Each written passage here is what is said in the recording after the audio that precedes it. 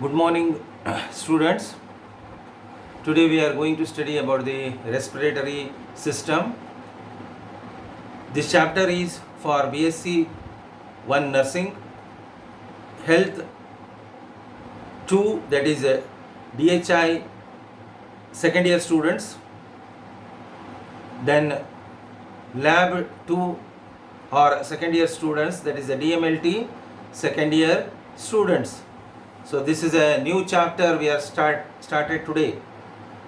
Yesterday we have completed the muscular system. Today we are going to start with the new chapter, that is the respiratory system. The definition of this system is: it is a vital process of the living organisms which involves exchange of gases between lungs and external environment. It means that it is a vital process. It is a necessary process. It has to be done by the living organisms. So it is a vital process of the living organisms which involves the exchange of gases between the lungs are here, lungs and the external environment. In first phase of respiration, air is taken in the lungs, oxygen absorbed by the blood and supplied to different tissues is called inspiration. There are two steps in this respiration. One is inspiration, second is expiration. Inspiration is the first stage of the respiration, wherein the air is taken in the lungs through the nose and in the nasal cavity. There are respiratory organs here. The air goes through the nostrils, nose, then inside the lungs through different parts of the respiratory system.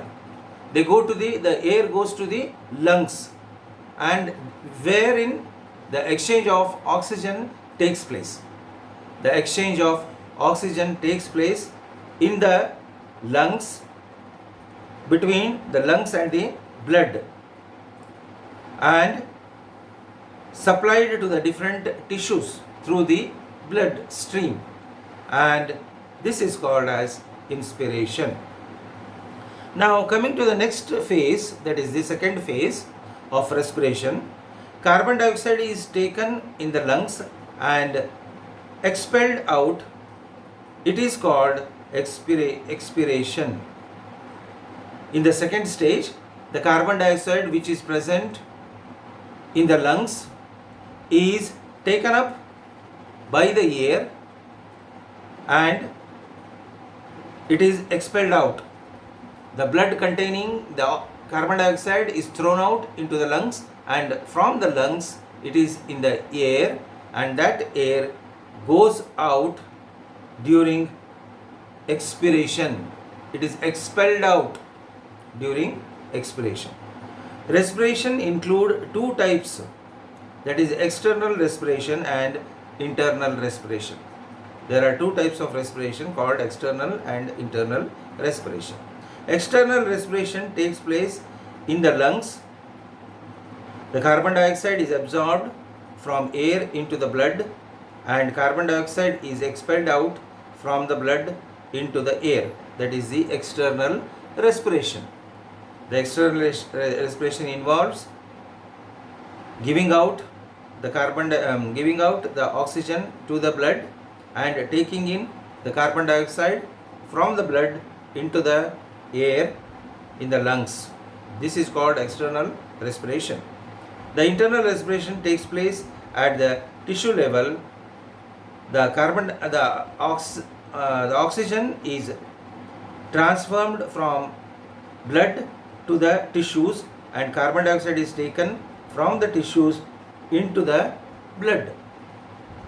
It means that the oxygen from the blood takes the oxygen from the lungs during this external respiration.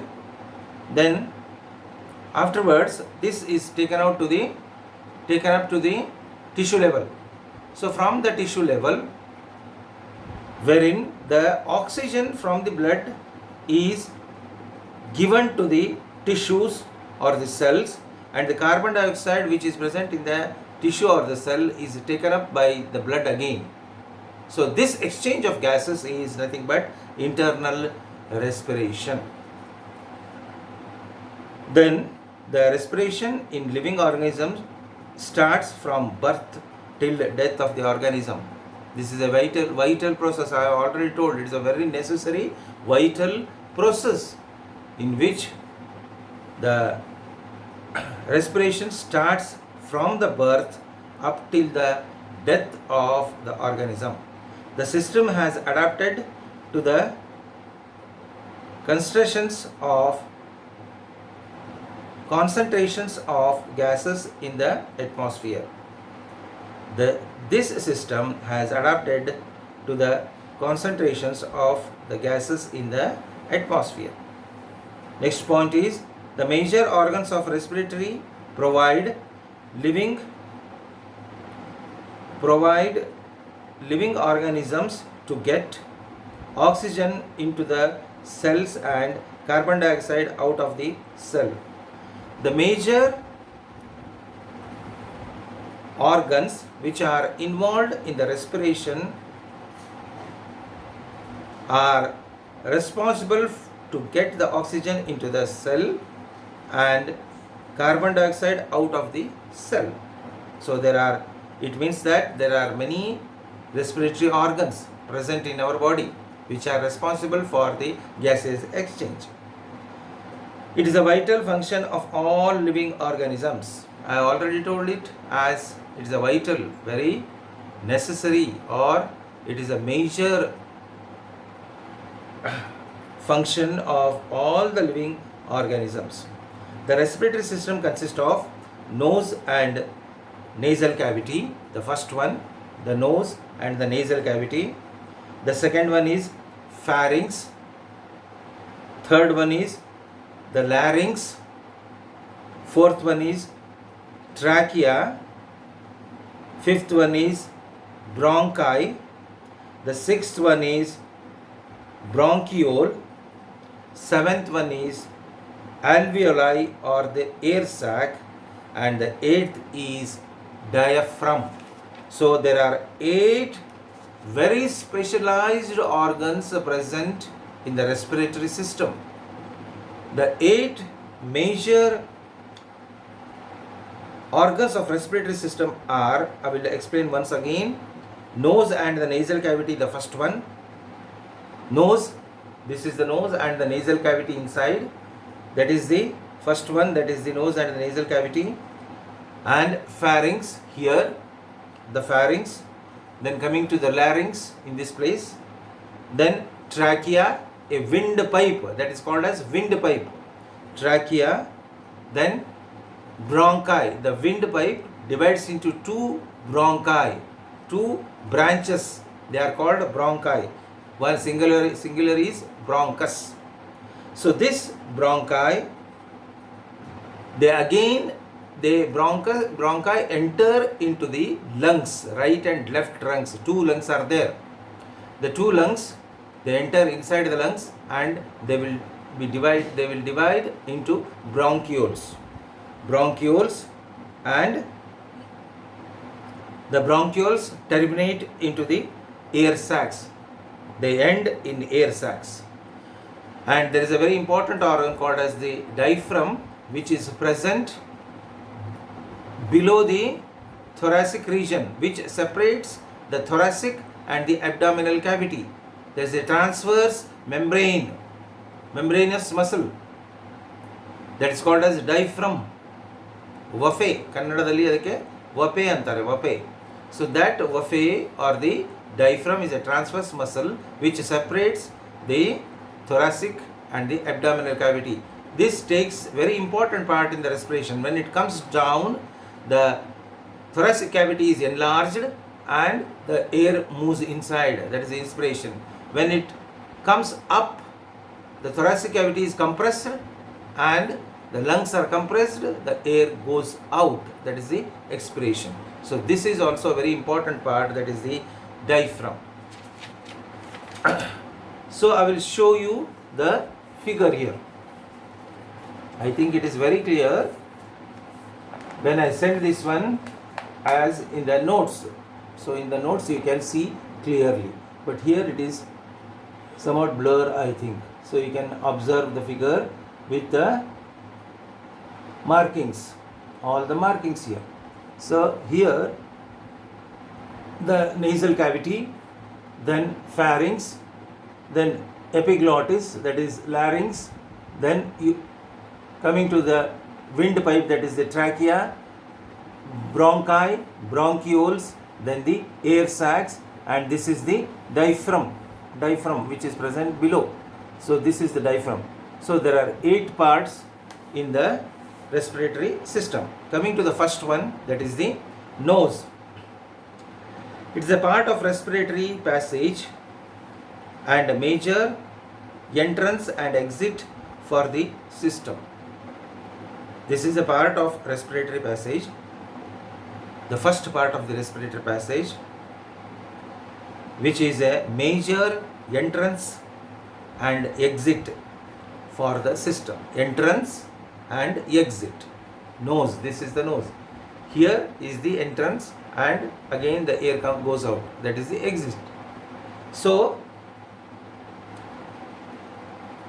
second one, point number 2, it has the olfactory function or sense of smell.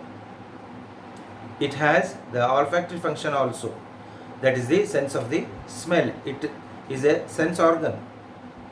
Coming to the next point, nose has partly bony and partly cartilaginous skeletal framework.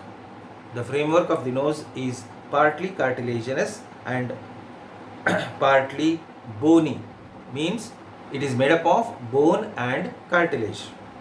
It has prominent ridge separating the right and the left halves called dorsum nasi. So there is a partition wall here in between the right and the left nostrils, or the two halves, right and the left halves. There is a partition wall. That partition wall is called dorsum nasi. At the lower end of the nose, there are 2 openings, the right and the left nostrils or anterior nares. These are the anterior nares. They are the 2 openings, nostrils. The bony part is the nasal bone and the frontal bone. The nasal and the frontal bone, they both constitute the bony part of the nose. Next one, the cartilage are superior and inferior cartilages and septal cartilages. Superior and inferior cartilages and the septal cartilages.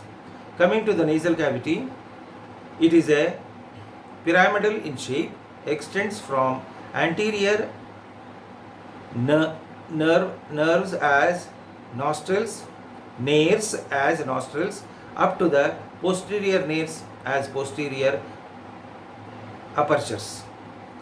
It is nasal cavity, it is a pyramidal in shape, extends from anterior nare or nostril up to the posterior nare or posterior nostrils. These are the anterior nostrils, and inside there are the end of this cavity, nasal cavity. At the end of this nasal cavity there are posterior apertures. They are called posterior nares or posterior nostrils. The nasal cavity is divided into right and the left half by nasal septum. Septum is there, I have already told, that is dorsi-nasum, which is formed anteriorly by septal cartilage and is flexible, can be felt by touching with fingers. So here it is, we can see we can touch the cartilage here inside, that is the septum wall. With the fingers you can feel it. The nasal cavity is lined by mucous membrane. The nasal cavity, the inner cavity is lined by the mucous membrane. The entrance of the nasal cavity, that is the Anterior nare or nostril contains small hair which act as filter for dust.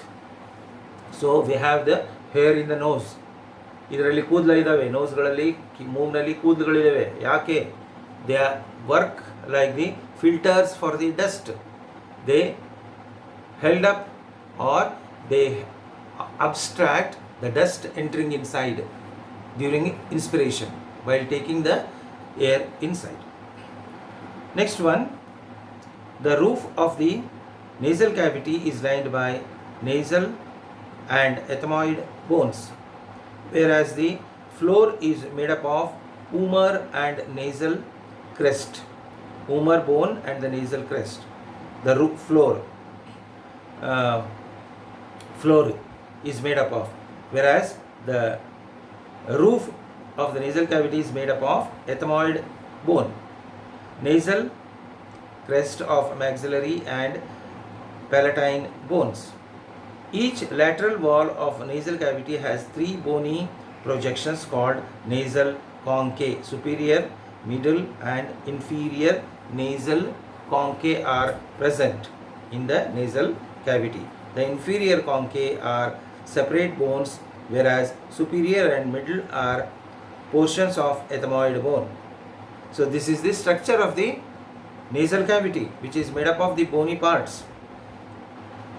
Then the conchae serve to increase the surface of the nasal cavity,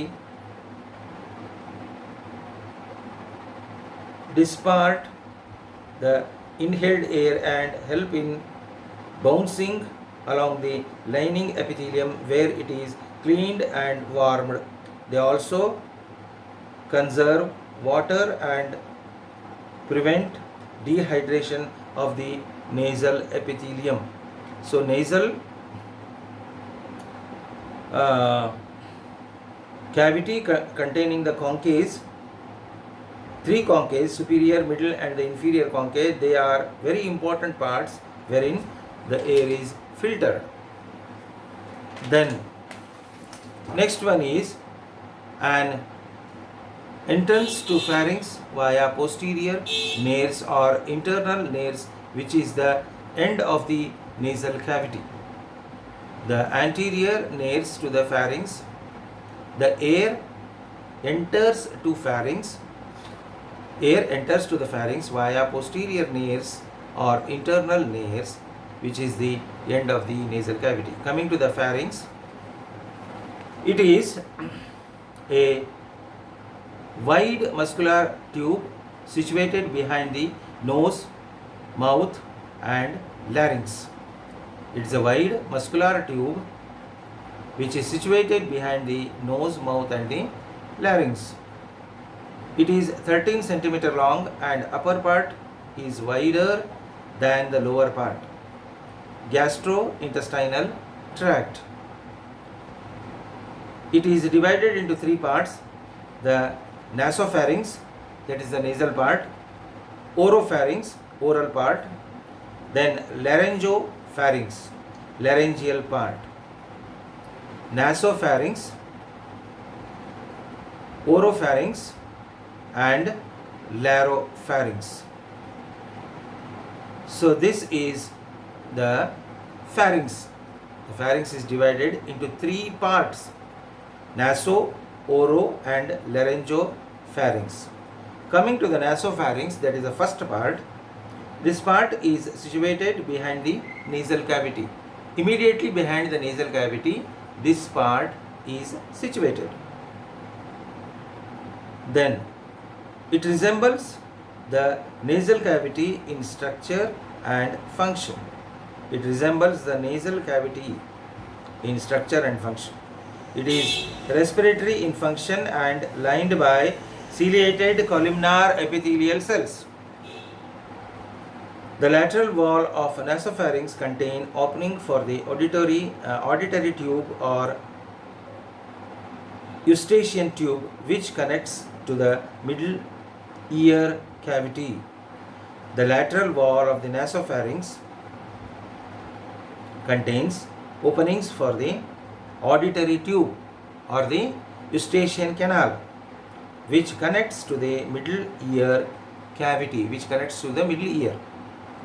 During swallowing the food from buccal cavity, the apex of the soft plate moves like a pendulum, swinging upwards to close the nasopharynx and prevents the materials from the entering the nasal cavity. During swallowing the food from the buccal cavity, the apex of the soft palate moves like a pendulum, swinging upwards to close the nasopharynx.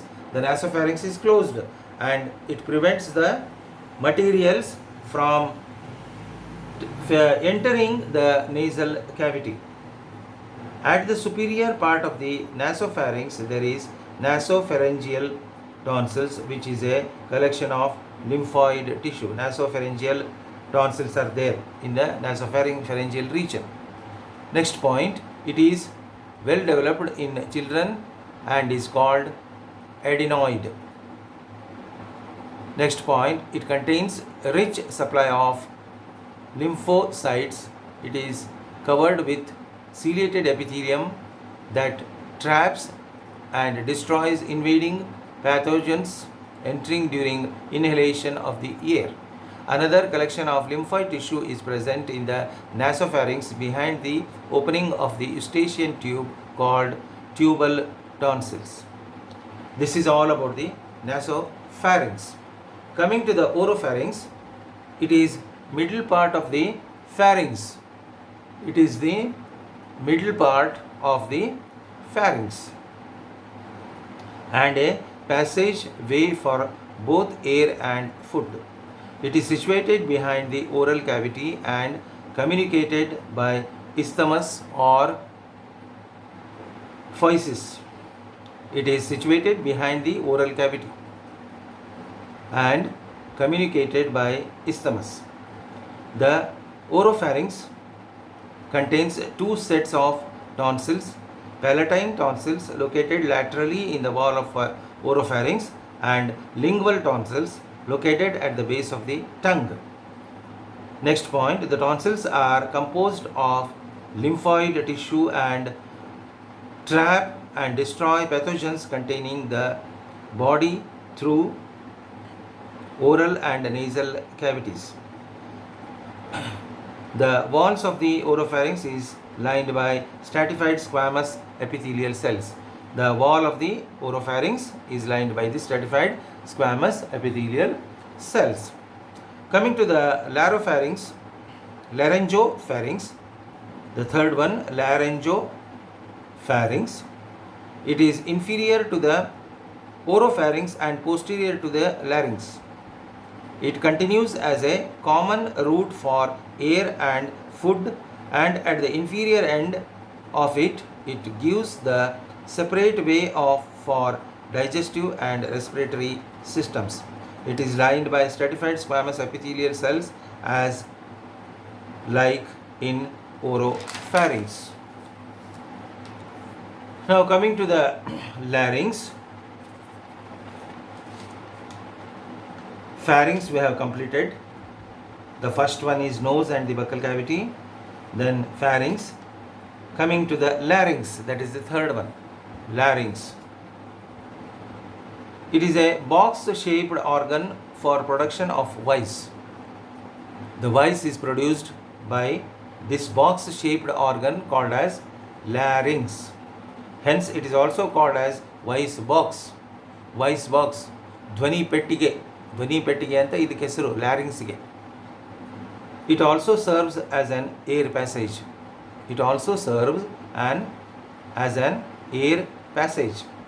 It is situated in the anterior middle of the neck, external from the root of the tongue to the trachea. It is connected above with pharynx and below with trachea. It is made up of a skeletal framework of cartilaginous joints, ligaments, membranes and muscles. It is formed by following cartilages. cartilages. It is nothing but the larynx is made up of number of cartilages formed by the number of cartilages made up of skeletal framework, cartilages, then joints, ligaments, membranes, and the muscles. All these points are there, or all these parts are there in the skeleton of this larynx. The cartilages are, the first one is epiglottis, thyroid cartilage, which is largest. Then cricoid cartilage lies below thyroid cartilage. Two arytenoid cartilages at the back of the cricoid. Two coroniculate and cuneiforms, which are small, paired behind coracoid and arytenoids. Coming to the epiglottis, the first cartilage, it is a leaf-like elastic cartilage which acts as a lid to the box. During swallowing, it prevents the food or fluid from entering the larynx. The cap of the larynx is called epiglottis, which is a cap-like structure, flap-like structure, which closes when the food enters inside by the side of larynx. So the food goes to the esophagus, that is the food pipe, not in the windpipe. So it helps in preventing the food entering into the larynx. Its lower end is narrow and attached to the inner surface of the thyroid cartilage by ligaments, and upper end is free. Coming to the next, thyroid cartilage is the largest of the laryngeal cartilages and gives the triangular shape to the anterior wall of the larynx that makes up larynx.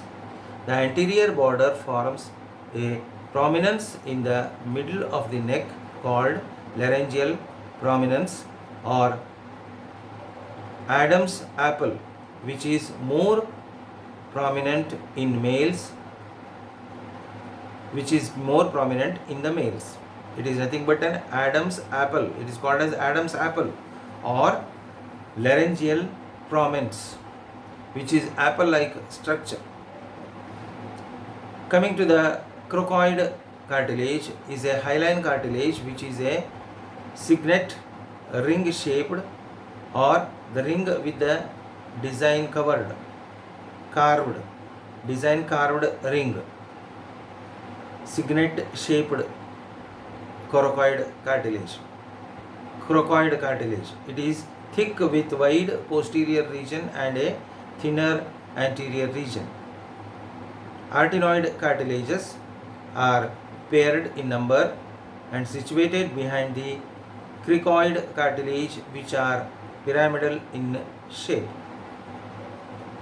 Coroniculate and cuneiform are also paired and attached to epiglottis behind and to vocal cords, which help to move the cords to produce speech. The extrinsic ligaments connect the cartilages. The larynx contains the vocal cords which cause the sound of the voice. They are bands of elastic tissue stretched across the larynx and front to back, making the air passage narrow. The space between the vocal cords is called glottis. The act of swallowing causes the pharynx and larynx to lift upward, allows the pharynx to expand and the epiglottis swallowing downwards, closing the openings, produce a large area for food to pass through, and these movements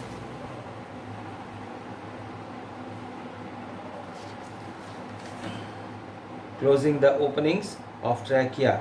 These movements produce a large area for the food to pass through. Now, coming to the trachea, so I think here we stop the respiratory system. The three parts we have studied, they are